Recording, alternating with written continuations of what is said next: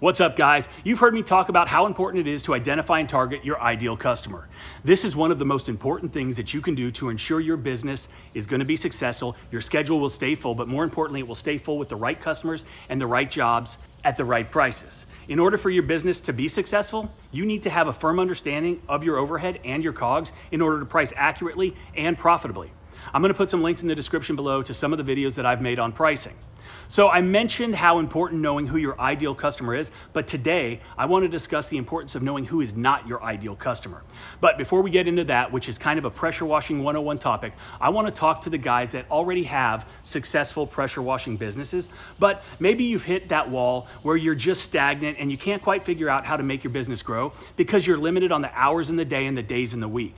If you are serious about overcoming that time obstacle and want to scale your business and get off the truck, check out the first link in the description below. Our course drops on July 1st, and it is absolutely stacked. I have condensed 20 years of my experience and knowledge, cutting your learning curve by giving you a step-by-step guide from sales and marketing to automating your business, as well as streamlining all of your back office workflow and hiring and training the right people. We did a pre-sale last week and sold 43 at the founder's deal price, which is limited to the first 200 sold. After that, the price goes up. So hit me up with an email if you want a link to the pre-sale package. All right, enough about elevating your business to the point where you're not spending 50 to 60 hours a week washing and trying to run a business. Let's talk about knowing who isn't your ideal customer. And what made me think about this is an email that I got the other day in response to one of my automated follow-up emails generated after this individual got an online quote from our website. I think this is something that a lot of us are probably going to run into. And while some people might get upset or frustrated, I think it's better to take it for what it's worth and understand not everyone is our ideal customer. So let's break down this email and talk about it. I gotta be honest, the first line kind of got me. I thought this was gonna be an easy sale. It's gonna be an easy close. He starts by saying that he appreciates the quick response, the easy online quote, and the follow-ups. But then he proceeds to write that he got other quotes from other companies, which is to be expected. But he also got quotes from individuals. I'm assuming these are guys he knows that maybe have a pressure washer and some spare time. This in itself is a huge red flag because people that are shopping around this hard typically can't afford us. Therefore, they're not an ideal customer, just a tire kicker who is probably wasting our time.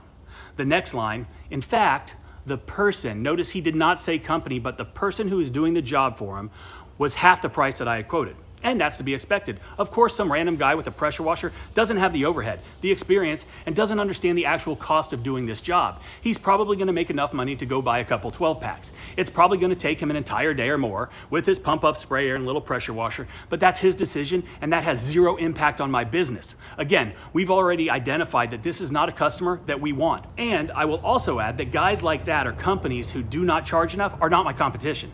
Don't get hung up on that whole $99 guy mentality. If you're worried about him, you're destined for mediocrity. I don't care what anyone else is doing out there because it has zero impact on my business.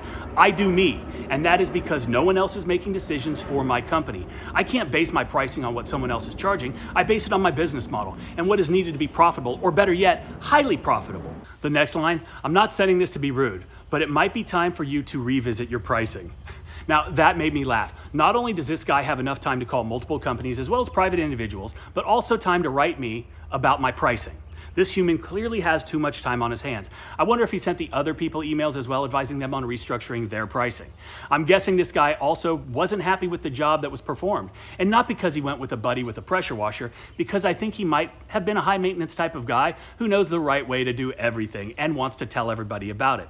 Dude probably would have left us a 1-star review as well and badmouthed my company to his friends and neighbors. I don't know that for sure. I'm just basing that on his email and years of experience dealing with all kinds of people. If there is one thing that I can tell new guys getting into the pressure washing industry, it is value your time. If you value your time, you'll be able to say no to certain customers, to certain jobs. You'll be able to price jobs to make money and not just stay busy. You'll see that your time is the most valuable asset you have in your business, so don't waste it on things that don't work, on tasks that can be refined, on people that suck your time away. Oh yeah, I didn't reply to this guy because he already wasted enough of my time. Hope you all enjoy the video. Have a great day.